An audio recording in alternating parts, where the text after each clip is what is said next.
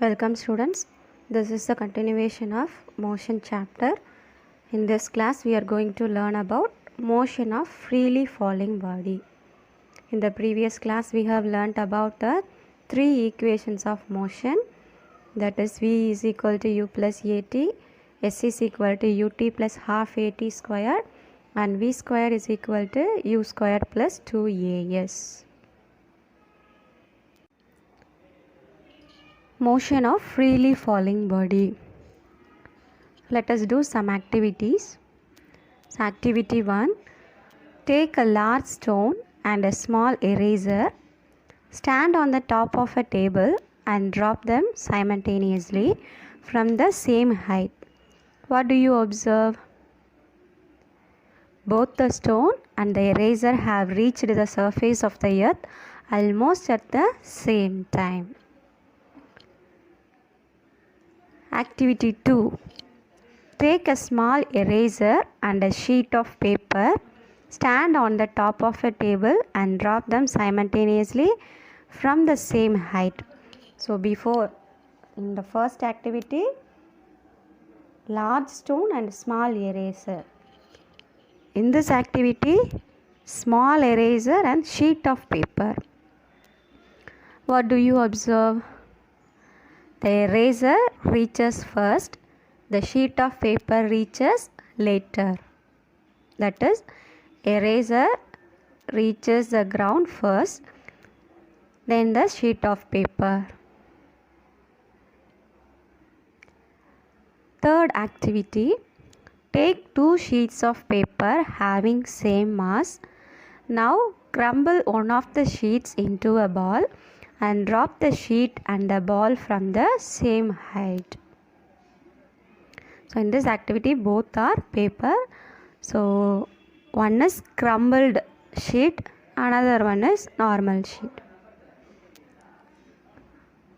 The paper crumbled into a ball reaches ground first and plain sheet of paper reaches later, although they have equal mass. When all these objects are dropped in the absence of air medium, all would have reached the ground at the same time. That is, in vacuum, when all these objects are dropped in the absence of air, would have reached the ground at the same time.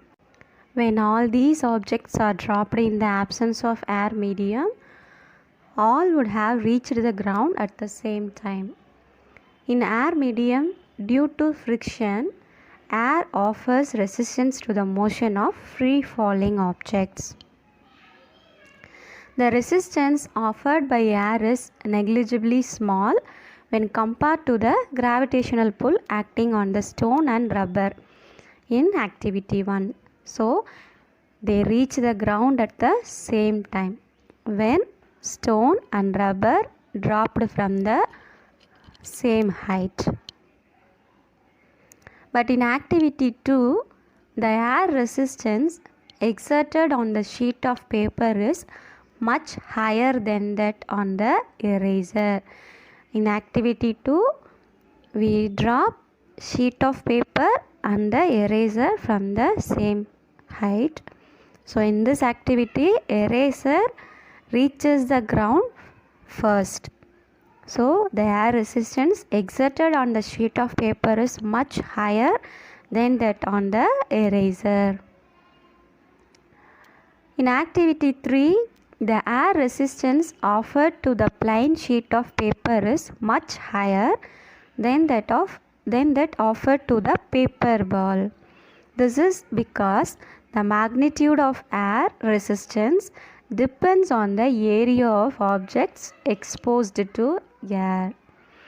If we do experiment in a tall glass jar from which air has been sucked out, both the paper and the eraser would fall at the same time.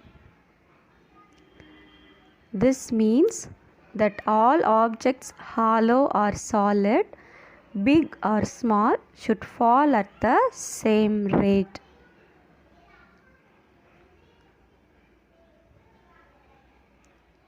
So it can be seen from these activities that the magnitude of air resistance depends on the area of objects exposed to air. We know that an object experiences acceleration during free fall. This acceleration experienced by an object is independent of mass. The equation of motion for a freely falling body can be obtained by replacing A in equations 1, 2, 3 with the G, the acceleration due to gravity. So we know that what are the three equations of motion. V is equal to U plus AT, S is equal to UT plus half AT square, and V square is equal to U square plus 2AS. So in these three equations, by replacing A with the G, G is the acceleration due to gravity. Then for an object falling freely, its initial velocity U is equal to 0.